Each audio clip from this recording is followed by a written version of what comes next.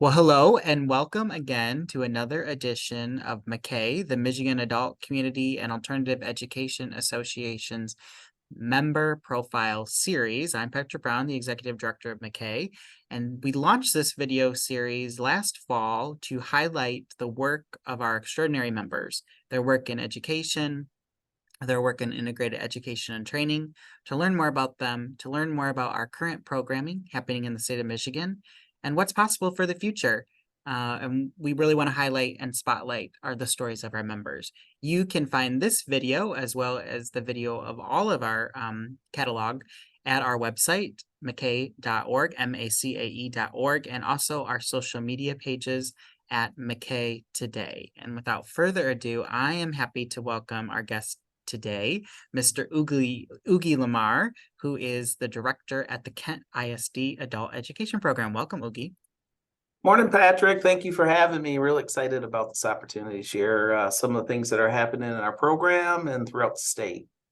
I am so excited to have you. You're a great colleague, but an even better friend. And you've been such a great advocate for adult education throughout your career. But why don't you start from the very beginning and tell us a little bit about how you got into this space? I think a lot of us find our way into this space in non-traditional pathways. And maybe when we graduated from college or went on to pursue further education, we didn't necessarily know about adult education or think that it was a possibility. So tell us about your college background, fire up chips. I know you're gonna say that. Yeah. Tell us about that, and then tell us about kind of how you started out in the education landscape. What's led you here today to this pathway today? Well, as you said, I'm a proud Chippewa. And one of the things that I was very fortunate to do, no straight pathway, like you said, into adult ed.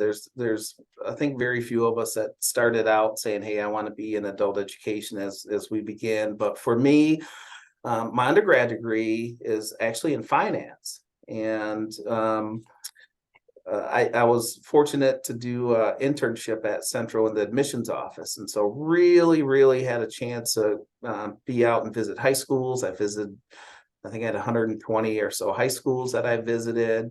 And through that process, really got to, as an intern, that's what I started to learn about students transitioning into college, but eventually went back to Central and worked in their admissions office for 5 years. And through that time, really found out that there's a big population of folks that had some need of some guidance in education. A lot of folks that didn't know how to navigate it, as myself being a first-time college student.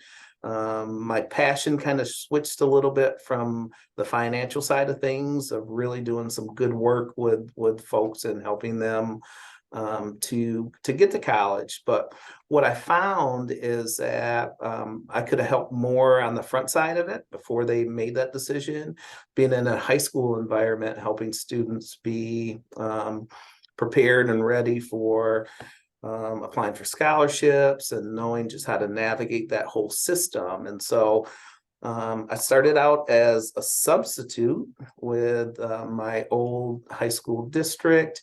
And working at Central, I was able to do my master's in secondary administration.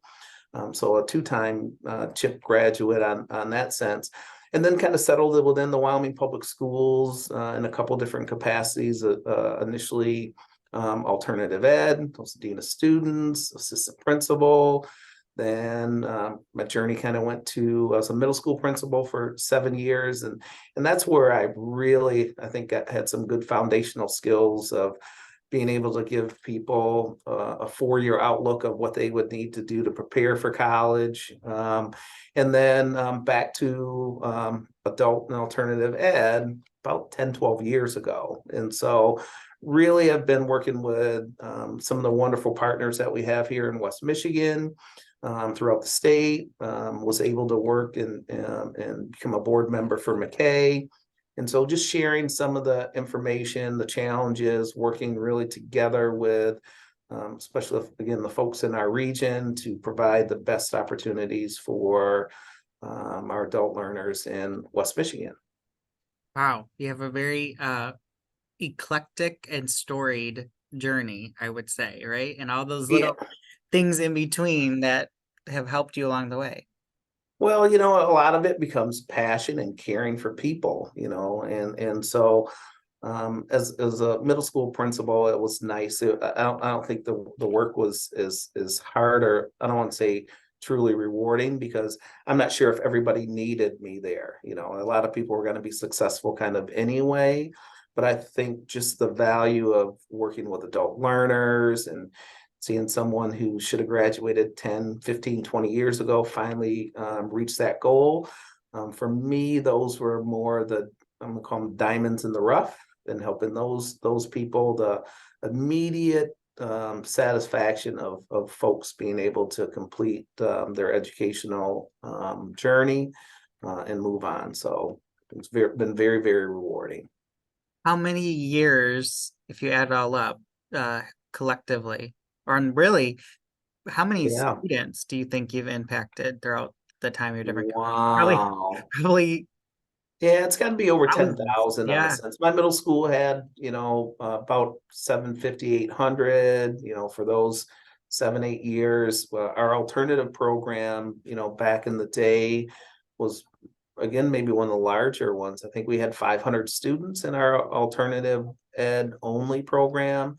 In our current enrollment with the Kent ISD, we have 1,600 students. So I'm going to say on the simple part, over 10,000 students that I've had the pleasure really to work with. So it's been great.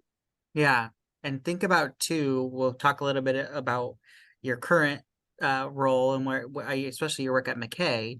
But even just thinking about in the adult education sphere, being on the MACAE board, a statewide leadership and professional development body, that's almost 30,000 a year. And you've been on the Right. MACAE board for about 7 years, I think. Yeah. Yeah. So hundreds of thousands of people, Oogie, Yeah. have Yeah. been impacted in some way by your leadership and the work you're doing. But tell us a little bit about your program. What do you all do there at the Kent ISD, and how can people get in contact with you? And then tell us a little bit about your new role as you're transitioning over these next couple of weeks and months. Tell us a little about Kent ISD and what's happening there with you. Well, very fortunate. About 8 years ago, our program was sat in with the Wyoming Public Schools, and we transitioned to the Kent ISD 8 years ago. At that point, we had a little over 400 students, and we really just ran ABE, GED. We did have high school diploma program and ESL program since then. Um, a few years later, the Grand Rapids Public Schools program asked the Kent ISD also to take over their program. And with all of our advocacy work and things like that, we are able to secure a couple other grants. And so now we have ABE, GED. We're part of the special programs grant that we're running some career tech ed classes that way. The ILCE grant, we received that also. So we're able to train some of our English language learners also. And so a very, very comprehensive program on that sense, servicing a little over 1,600 students each year. And so besides our good friends in Dearborn, we've been able to stay in the top 2 or 3 enrolled students programs in the state. And so a lot of that, though, it really, really wouldn't be possible without our partnerships with our LEAs and their willingness to do some advertising for us, our communication with them with some of their students who haven't completed their high school diploma track. And so just really fortunate, again, as an ISD employee, to have access to some of those LEAs. And so we've just really been fortunate to offer really all of the programs that the state Office of Leo provides. We're in a very good location here in West Michigan and in Kent County, that we have the adult population that needs our services. And again, just the opportunity to work with some of our literacy centers and other programs in the area to provide those services. So it's been really great. And I think that what we should also underscore is that under your leadership, the program has only grown expansively in the last 5 to 7 years. But you're also responsible for serving probably the second or third largest municipality in the state, Mhm. plus the county, Right. because of the fact that the program sits within the ISD, which is a countywide service itself, and really serves West Michigan. The ISD as a resource really serves the greater Grand Rapids community, but also the greater West Michigan 13 county area as well. So I think that's important to know, is that your program is significant in that way, where there are not many programs that have that type of programming at the ISD level. So, Yeah, we're fortunate. A lot of our folks that come in may well live in Ottawa County, but work in Kent County, and having, morning, evening and afternoon classes, it may be more convenient for them just to come down the street from their place of employment to provide some services there. And so, Ottawa, Allegan County residents, it may be a little bit closer or more convenient for them. And again, through our region, we quite often will refer students if, one of our students moves to a new area and has only completed 2 or 3 portions of their GED. We communicate and work with them so it's a lot smoother transition for those folks. And so some of our data sharing agreements that we have as a region and everything, we try and remove that barrier for that next place that they go. So we're very, very good, fortunate to have good partners, and we really, really think beyond our own personal programs that we have, but really how we can support the individuals that live within our communities. That's very important to us. you're such a great advocate in that way for those learners and putting those learners first, Oogie. And I, knowing you as I have been able to work with you so closely, I have seen that as a thread probably throughout your entire career in all the positions that you've held. So I just think that that's a testament really to who you are in your professionalism too. Where are you now in terms of you are announced an important transition in your life. What's happening now? Yeah, so after I think about 35 years, if I add up my work at, geez, I worked at Grand Valley State University. I was at Central Michigan with the Wyoming Public Schools, and so after 35 years of that, I will actually reach my 30 years of employment as a directly with the state this December. And so we've had some discussions with our future leadership. I think it's very important that we are able to develop new leaders and that I don't stay beyond my expiration date type of thing that I'll do. And so come January, I will retire. And so we're in the process right now of allowing a new director to come in and provide some good transitional time. I think because of the unique nature of what all that we do. Again, a lot of people don't go to school and say, hey, they want to be a alternative ed, a literacy center person, or work within adult ed. And so I think that transition of knowledge to that next person will be important. So looking forward to that. We're able to provide our staff with some input. And so a lot of times you think that you do wonderful things, and then probably there's 4 or 5 things that I do well, but there are some gaps and some things that I need to know, or at least that next director, some skills that they may have. And so we're really, really looking forward to welcoming the new director in and transferring some of that knowledge, make sure that they're still involved with MACAE, within the things that we do within the adult learning providers of West Michigan, and some of our local business partners too. And so, again, really excited about, that next phase in my life. And really, though, it's been a passion for years. And I want to make sure that I'll still stay engaged in some way, but it won't look the same. I won't, be up early in the morning and running classes till 9 in the evening and things like that. So that'll be a nice little change in life, and be able to spend a little bit more time with some family and relaxing a little bit. We're so happy for you in all those ways, especially with your family.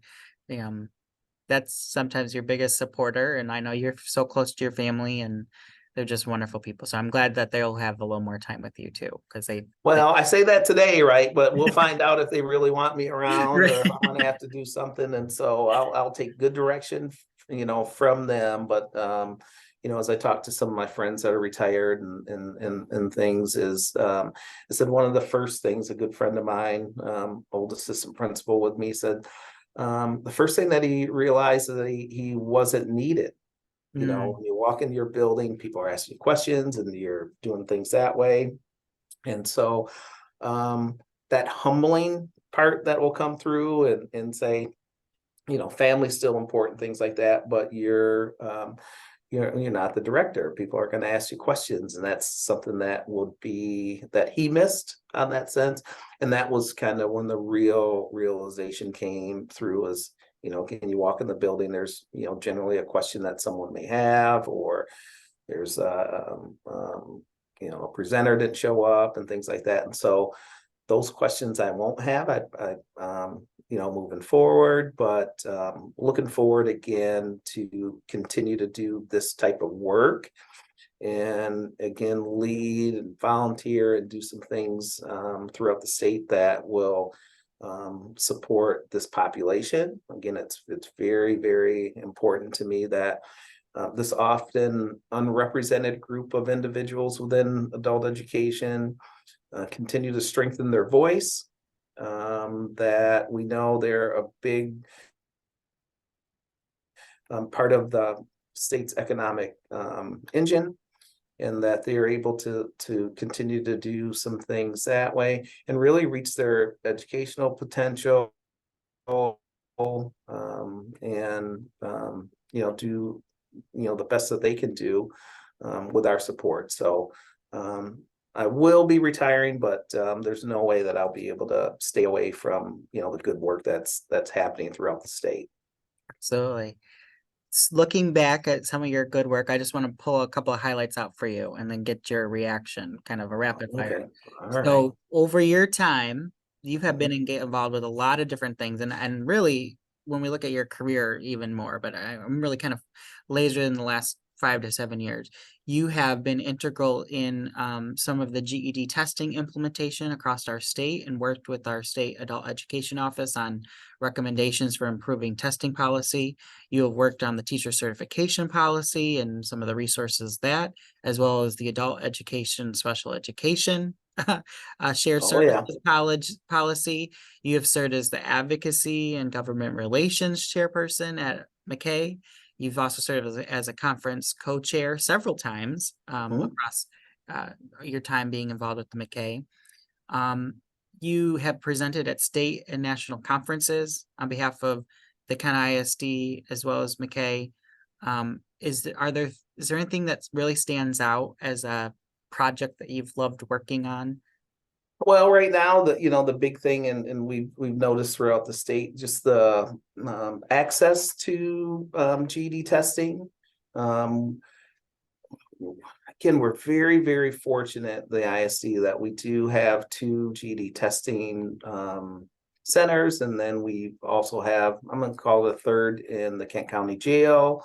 But really looking at things beyond Kent County and looking at the state, there has been some issues with access, availability of testing, and so really been focusing on recently expanding those services. For us, at some points, it may be, again, we have the testing center, large program, but some of our sister programs, aren't able to do that. And so again, through partnering with them during this next program year, the 23-24, year, we hope to provide some remote and mobile testing, throughout Kent County.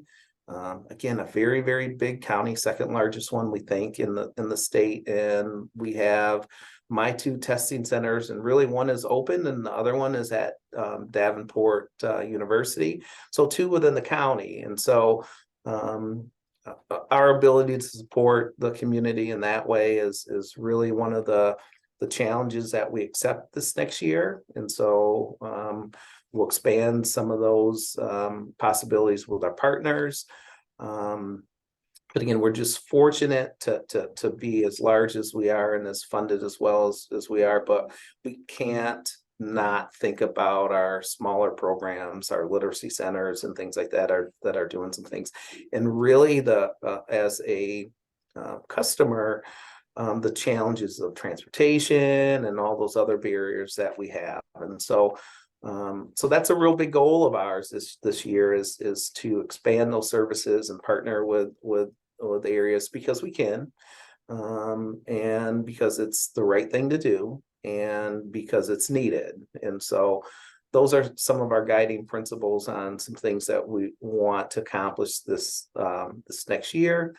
We've had some issues with when COVID came through and supporting some of our workplace literacy that we've done. And so getting back into some of the businesses again that allows our participants to receive their education while at work. And so again, removing another barrier of coming to us and doing some things that way. So we're always, especially within Region 4, this more than anybody, willing to partner and looking at the common good for our area versus what may just benefit our program. And so we're just, again, real fortunate to have great partners in our region. Do you have a quote or a saying or a mantra as a leader for these many years that has kept you going, or you shared with your staff? You have lots of Oogie-isms. Those of us that Yeah, know you yeah. very intimately know that about you. But is there something that on the days when you needed that extra strength to keep going, be reminded of that vision? What is there something that's reminded you to keep going? Well, I guess I can say this here, you can edit it out or whatever. My mom, one of the things she used to say is mean people suck. And I don't know if that's a big mantra or things like that. So the biggest thing is trying to approach things with kindness, with compassion, always thinking about the individual student and how that affects them, because as I'm often told, it's not about me, all the time, but really how we can serve our students. And really, I just kind of count my blessings on the fortunes that I've had. I've had very, very good people, friends, and relationships, opportunities in my life, and try and share those, my understanding with others. But the real root of it all is building relationships, and for me, getting to know some of our new students and where their journeys were, from Ethiopia, from South America, from our folks from the Ukraine and Afghanistan that have come in. And so that's kind of the pleasure part of it, of being able to help them share their stories, elevate their voices, put them in a position that inside of school they feel welcome, that they belong here, but really more importantly that they have a voice. And that's something that MACAE has really worked on in the last 5 to 7 years of really elevating student voice. We tell our stories, but our stories are a little bit filtered from the actual folks that use our services. And so in whatever language, that they may speak, or through some of their challenges. And, you had mentioned working with our special ed population and how we can provide the same type quality service with compassion, at their pace, and ensuring that they also have a chance to participate in programs and things that we do. And so doing that again with kindness, and really an understanding of listen first, really provide folks that outlet and the time to sit down and share their journey. It's a lot more rewarding when you're sharing those opportunities with people and allowing them to really kind of tug at your heartstrings a little bit on all the things that they've done. And so that's the thing that motivates me, that gets me up in the morning, being able to help people solve some of their problems, or help them relieve barriers. And so, that's really, kind of my core principles. And, from a little kid, that's kind of how I grew up. Well, on behalf of MACAE and all of its members, thank you, Oogie, for sharing your time, but most importantly, sharing who you are. You mentioned earlier about that feeling of not being needed, and I just want you to know you will always be needed. Not only for your professional expertise, but more importantly for what you just described about your kindness. The world needs a little bit more kindness, Oogie, and you are one of the most kind-hearted individuals that I know, and everyone that you encounter, I know, feels that. So please remember that that kindness is something that is very unique to you, and for that reason, plus many others, we will always need you in our lives in some way. So thank you for taking the time today to be with us. I appreciate those kind words, Patrick, and right back at you. I mean, the things that we can do as a state, especially with MACAE's leadership and guidance, and some things that we do. Our focus is always on our end user, our students that we serve through our literacy councils, again, alternative ed programs, our business partners, our adult ed providers throughout the state.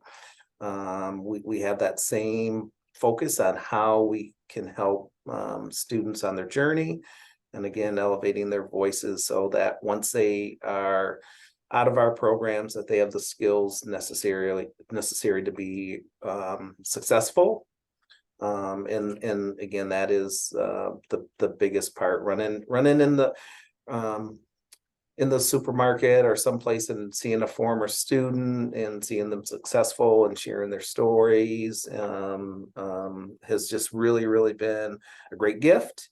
I thank you for your leadership also, and guidance, and our board and all of our MACAE members throughout the state for all the good work that they do. So appreciate it. Thank you, Oogie. Kudos to you. Congrats to you. We'll continue to see you in many spaces as you continue to work. And we always know that the retire word in this landscape doesn't really exist. You'll be Yeah. you'll I'll find be back. you'll, Hopefully I'll be back. So there will be something that will continue to yeah. partner with you on and work with And you. again, I hope. if you're watching this today and you need some help and stuff, like I said, I'll still be available, and any type of guidance and thing that we can do, and sharing our thoughts and things that we learned, best practices, I think is just another way that we help our learners at the end. And a lot of times those practices that we've gone through that's taken years, we need to share that with other folks so it doesn't take that long and they're able to help our students out. So thank you again. Really appreciate the opportunity to be in the spotlight. Thank you again, Oogie, and thank you all for listening. You'll be able to find this recording on our YouTube page at MACAE Today, on our social media channel, and also on our website at www.macae.com. We'll see you again very soon. Bye-bye.